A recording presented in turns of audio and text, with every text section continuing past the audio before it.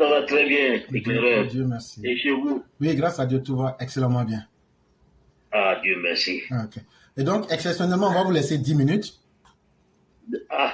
C'est peut-être ça sera trop, mais bon, on Ok. va. Non, si c'est trop, c'est déjà bien. Ouais, on va.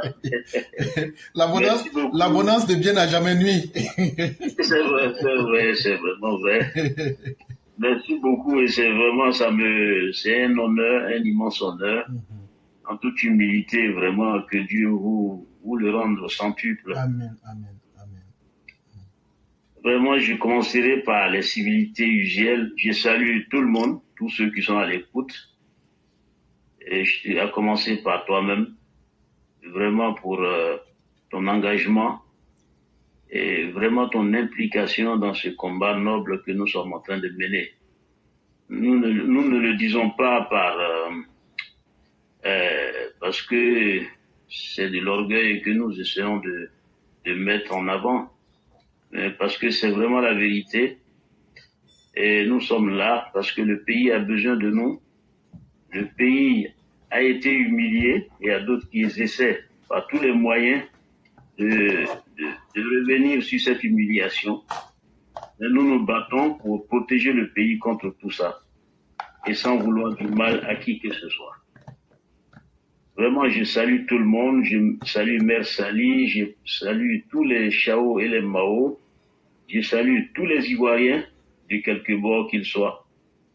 Et ma préoccupation, qui est aussi la vôtre, c'est de voir cette Côte d'Ivoire retrouver le chemin de l'unité, du progrès et vraiment de la compréhension du sens du vivre ensemble, qui vraiment fera de nous un peuple fort, un peuple qui va s'élancer vers un firmament vraiment de gloire et de prospérité. Et nous remercions Allah subhanahu wa ta'ala qui nous a permis, n'est-ce pas, d'avoir un président de la trempe du docteur, son excellence Alassane Dramane Ouattara, qui fait des merveilles avec son équipe, chacun à son niveau, avec ses faiblesses, ses forces, qui s'évertue, n'est-ce pas, à apporter ce qu'il y a de mieux pour le pays. C'est vrai qu'ils feront pas tout, mais ce qui est fait, est vraiment, pour cela, nous leur sommes reconnaissants et nous prions Allah de leur donner la force d'aller encore plus loin. Et nous serons là pour soutenir tout ce mouvement en esprit, par nos corps, nos forces, qu'ils soient cachés ou visibles, et avec l'aide de Dieu qui est au-dessus de tout, lui qui a puissance sur toutes choses pour nous permettre d'avancer. Mes frères et sœurs, aujourd'hui j'interviens sur le sujet brûlant de l'actualité qui concerne M. Haïdara. Haïdara qui vraiment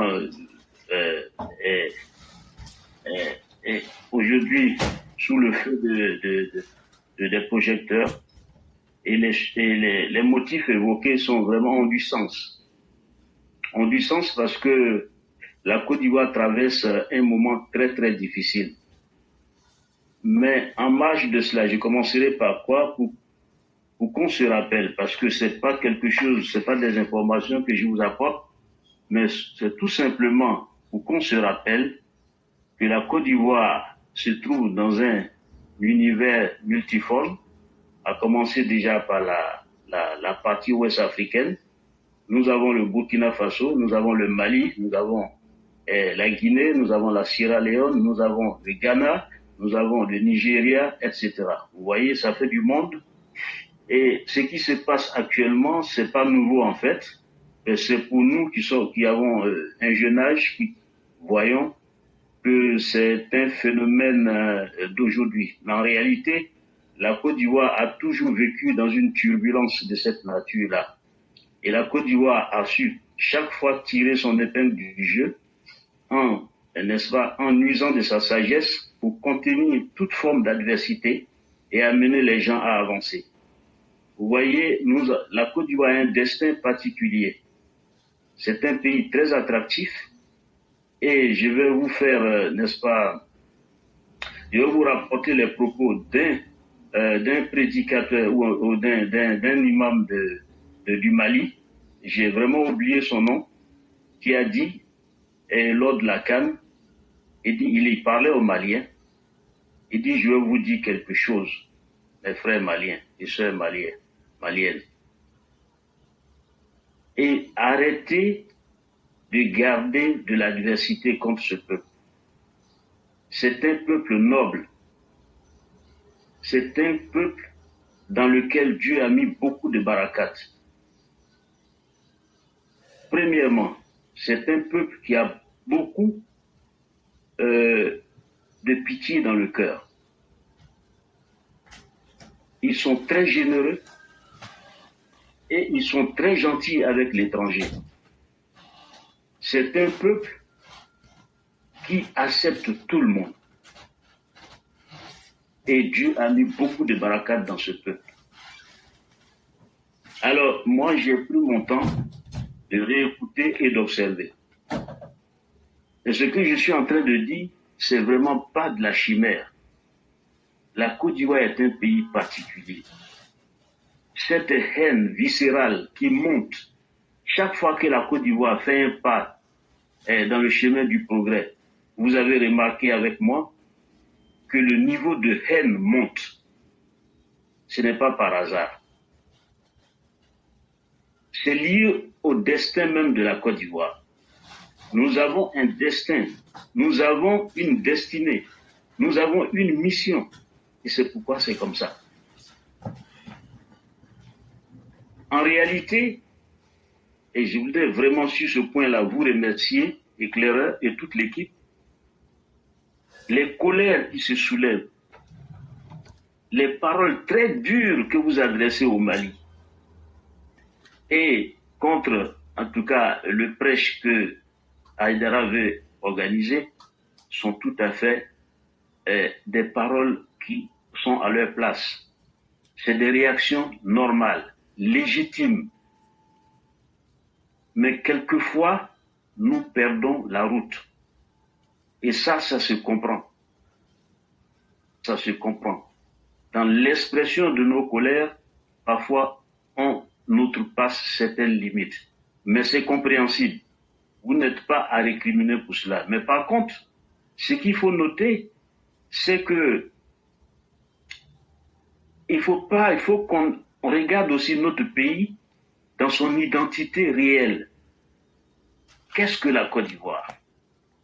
Regardez bien la Côte d'Ivoire dans la région ouest-africaine. C'est pas n'importe quel pays. Ce pays a trop de certains pôles positifs. Et ce qui fait que cette haine se déverse comme ça sur ce pays-là. Mais n'oublions pas surtout que ce n'est pas tous les Maliens qui sont contre les Ivoiriens. À preuve, lorsque Ibeka vivait, on savait qu'il y a certains Maliens qui, lors des matchs que la Côte d'Ivoire avait contre un autre pays, ils préféraient supporter le pays qui jouait contre la Côte d'Ivoire. On avait compris qu'il y avait une frange de la population qui avait gardé des mauvaises intentions contre la Côte d'Ivoire. Et partout, il l'exprimait. Mais maintenant, vous savez, le pouvoir a changé de camp et c'est tombé dans la main de ceux qui n'aiment vraiment pas la Côte d'Ivoire. Et Dieu est sage. Dieu est en train de montrer aux Ivoiriens qui sont dans une construction, comment on appelle ça, construction intégrée de l'Afrique de l'Ouest à travers la CEDEAO et autres. Dieu est en train de nous montrer, le vrai visage de certaines parties de cette population-là. Mais il existe au Mali des gens qui ont vraiment de l'amour pour la Côte d'Ivoire. Peut-être qu'aujourd'hui, c'est des gens qui ne sont pas entendus, qui ne sont pas écoutés et qui aussi n'ont pas droit à la parole. Ils sont obligés, par mesure de sécurité, de se taire. Mais ce n'est pas ça la réalité. Et je veux vraiment rassurer les gens qu'on peut douter de Haïdara, ça c'est vrai. Parce que parfois, il a des positions qui sont ambiguës. Il a des attitudes qui prête à confusion. Mais je suis certain, pour des analyses que j'ai faites personnellement, qu'il n'est pas du côté du mal. Il n'est pas du côté du mal. Mais en même temps, il ne peut pas refuser de recevoir ceux qui en veulent à la Côte d'Ivoire, ceux qui veulent faire du mal à la Côte d'Ivoire. Il est obligé aussi d'être avec eux, peut-être d'échanger avec eux, pour ne pas qu'ils sentent qu'il a une position clivante. C'est très complexe, c'est très très complexe. C'est pour cette raison que j'ai dit, nous allons garder notre manière d'agir, c'est-à-dire contenir l'adversité. Si le pouvoir à Abidjan décide de laisser cette manifestation se faire, moi je ne voudrais pas qu'on réagisse de la manière qu'on a dit, c'est-à-dire leur pourrir la vie. Non. On va attendre l'après cette manifestation. Qu'est-ce que ça a apporté au pays? Et après, on va critiquer. Qu'est-ce qui n'a pas marché? Quels sont les problèmes? Moi, je pense que sur le plan sécuritaire, la Côte d'Ivoire du président Alassane Ouattara est très vigilante.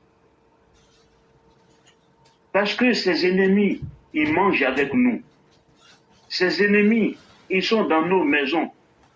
Ses ennemis, n'est-ce pas, sont parfois au gouvernement. Mais comment les dénicher? Comment les repérer? Il faut qu'il y ait des événements comme ça qui apparemment montrent la faiblesse du gouvernement, mais en réalité le gouvernement sait de quoi il est question. Et c'est cette petite, en tout cas, contribution que je voudrais apporter pour dire aux uns et aux autres que ce que vous avez dit, vous ne pouvez pas dire mieux que ça. Vous avez été à la hauteur et on a vu l'amour, l'engagement que vous avez pour votre pays. Et on sent vraiment que vous êtes de vrais Ivoiriens. Et que ce que le président avait dit, que l'Ivoirien d'abord, vous avez ça en vous. Vous n'avez pas attendu que le président le dise ou que vous le manifestiez. En réalité, vous êtes dans le vrai. Mais préparons-nous encore davantage à voir dans les jours à venir des choses qui vont être bizarres, qui vont même mettre comment on appelle, des contradictions dans nos camps. Mais soyons élevés, soyons très hauts pour ne pas nous laisser perturber. Notre développement est immense, notre développement est très fort. Et ça va attirer beaucoup de zones, comme on appelle, négatives. Et retenons cela. La perfection attire toute imperfection. La perfection attire toute imperfection. Chaque fois que la Côte d'Ivoire va faire des progrès, il y aura des mouvements comme ça. Il y aura des choses comme ça. Mais ce n'est pas grave. C'est notre capacité maintenant à, n'est-ce pas, anticiper et à contenir ces événements-là qui vont nous permettre de vraiment encore progresser et progresser. Moi, je ne me laisse pas, n'est-ce pas, perturbé par ces genres d'événements. Parce que si vous avez parlé, si vous avez dit tout ce que vous avez, n'est-ce pas, comme on a évoqué il y a quelques jours, et depuis quelques jours je veux dire, c'est parce que la Côte d'Ivoire est sous veille informationnelle. C'est parce que les Ivoiriens, comme vous, avez compris la nécessité d'accompagner le gouvernement. Et moi je pense, quand j'observe le gouvernement, un président qui ne parle pas, mais qui est toujours dans l'action, parce que les grands hommes, les vrais grands hommes, ils agissent toujours. Ça veut dire, ils intègrent, n'est-ce pas, tout ce qui se dit, toutes les sensibilités, et ils produisent en tout cas tout ce qui peut apporter la paix, la tranquillité chez en tout cas des hommes normaux. Donc je pense que le gouvernement nous entend. Peut-être que ce que nous voulons ne va pas être appliqué, mais de grâce, ne prenons pas ça comme un affront du gouvernement contre nous. Parce que ce gouvernement, ce président de la République, ils ont beaucoup donné à la Côte d'Ivoire. Et ils sont dans cette dynamique. C'est vrai, il y a souvent des failles, Ça, c'est évident. Mais ça ne veut pas dire qu'ils le font exprès. Et aussi, nous sommes aussi dans notre rôle de dire au président de la République, à son gouvernement, que vous n'êtes pas dans le navire seul, que nous aussi sommes des acteurs actifs, des acteurs engagés, des acteurs qui ne sont pas là seulement pour cueillir les fruits du progrès, ou en tout cas de ce que vous êtes en train de réaliser, mais nous sommes là aussi pour apporter notre contribution. Parce que ça aussi, c'est notre responsabilité. Mais je vous dis que Haïdara organise ces manifestations. Pour moi, ça ne va rien changer. La Côte d'Ivoire a compris ce qui se passe en réalité. Et puis je vais vous dire, ces pouvoirs qui sont autour de nous, qui vous dit que demain, ça ne va pas disparaître. Et je suis certain qu'ils vont disparaître. Mais ces événements-là sont là pour nous enseigner quelque chose au niveau de la géopolitique.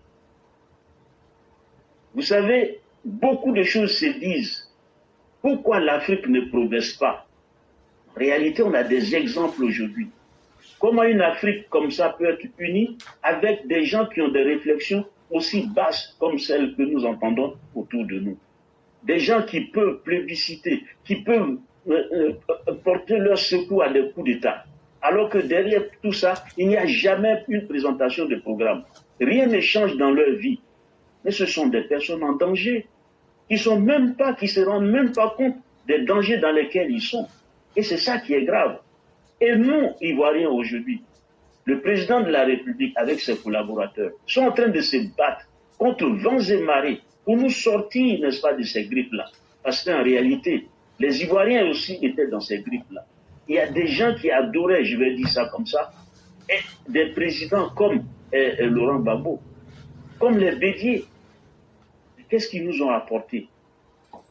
Et ce n'est pas vous, monsieur éclaireur, et vos collaborateurs, avec nous humblement. Nous sommes en train aujourd'hui de décapiter la machine de guerre comment on appelle, de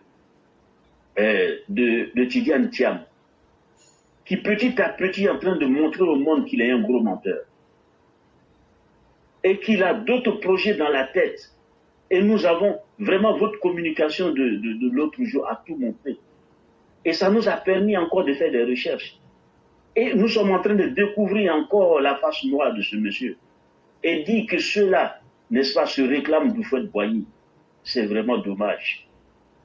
Des gars comme Nyeba Isaac au Canada, qui refusent la contradiction, parce qu'il sait qu'il ne peut pas tenir un débat sérieux, parce qu'il sait qu'il est dans le faux, mais tout simplement parce qu'il est habité par le diable, quelqu'un qui veut forcément faire du mal au RHDP. Mais c'est très bien.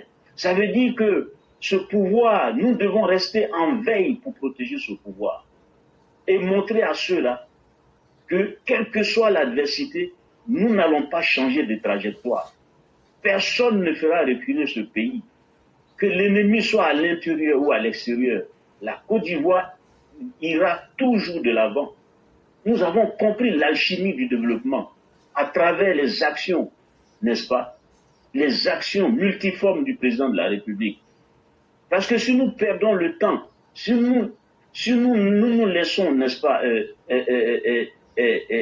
perturbés par toutes ces agitations qui en réalité ne font que nous aider, parce que ça nous fait voir la réalité et aussi prendre de bonnes décisions. Et c'est en cela que c'est important de comprendre l'importance de l'information. L'information, elle est partout. Elle est partout. L'information, elle est partout. C'est à nous de les collecter et de les traiter pour nous aider à la bonne décision. Si nous opposons de façon frontale à toutes ces manifestations, si nous les tuons dans l'œuf, nous ne verrons pas la face cachée de la réalité. Or, c'est cette face cachée qui a eu raison, n'est-ce pas, de l'ascension ou de l'ascension du RDR ou du RHDP au pouvoir. Et ça, il faut laisser ce mouvement-là comme ça. Mais, par la veille informationnelle et par notre éveil réel, nous devons continuer cela. Aujourd'hui, toutes les analyses qui ont été faites sur Haïdara sont vraies. Allô? Est-ce que vous pouvez essayer d'aller à la conclusion? On a déjà dépassé les 10 minutes. Ah, bon, je suis désolé. Bon, vous voyez. Non, vous pouvez faire la conclusion. Comme moi, je suis aussi piégé par le temps. Voilà. En conclusion, je voudrais vous dire, éclaireur, que vous n'avez rien à vous reprocher.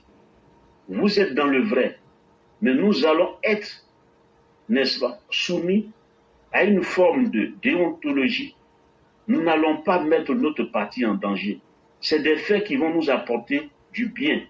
Nous ne sommes pas en danger. Nous sommes en train de voir la réalité.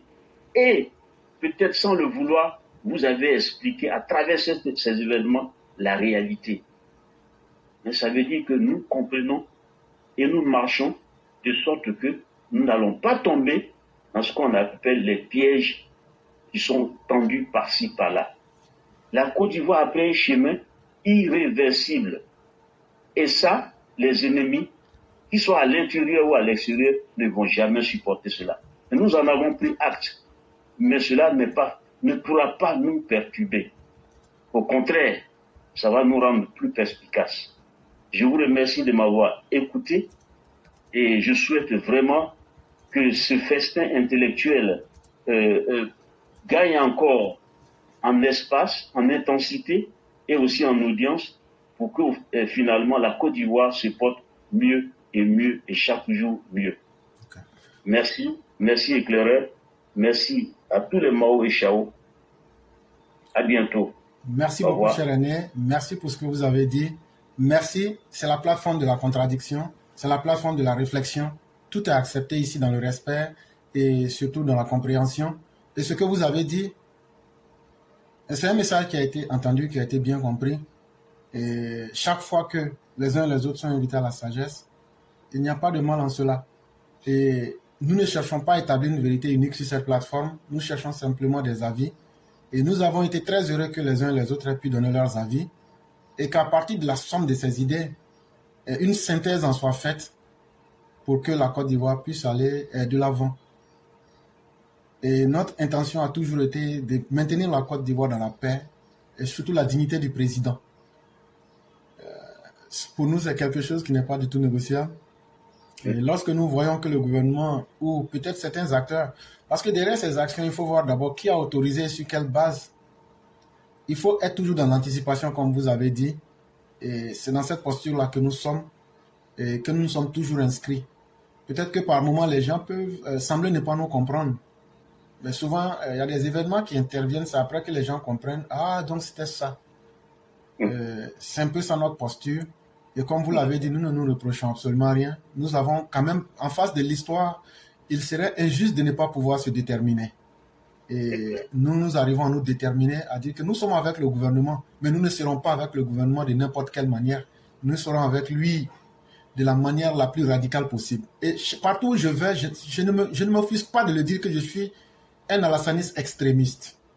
Quand je vais faire des conférences ou bien des débats, je le dis clairement à qui veut l'entendre. Pour commencer, je n'ai pas honte de ce que je suis, je respecte mon histoire et j'assume mon idéologie politique et j'assume que je suis avec le président. Et il y a certains même qui sont allés plus loin pour dire que tu as incité je n'ai pas incité le président et je ne vais jamais inciter le président.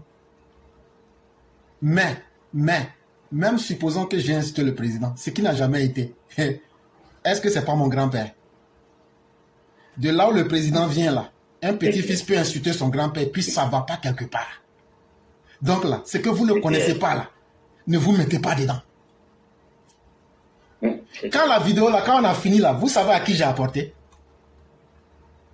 Si on doit m'attacher là, moi-même je me suis attaché déjà. Ne venez pas inquiéter quelqu'un. La vidéo là, quand on a fini là, moi-même là, j'envoie ça au président. Donc là, ne vous mettez pas dans quelque chose que vous ne maîtrisez pas. Et ce que je dis, si je mens ou même je suis en train de dire du faux, je prends Dieu et les gens qui sont conscients de ce que nous faisons en arrière-plan. Nous, depuis qu'on est là, on n'a jamais failli de notre trajectoire. Nous, on est là pour le président Ouattara et rien d'autre. Et tout ce qui n'arrange pas le président Ouattara, moi, je ne suis pas dedans avec quelqu'un.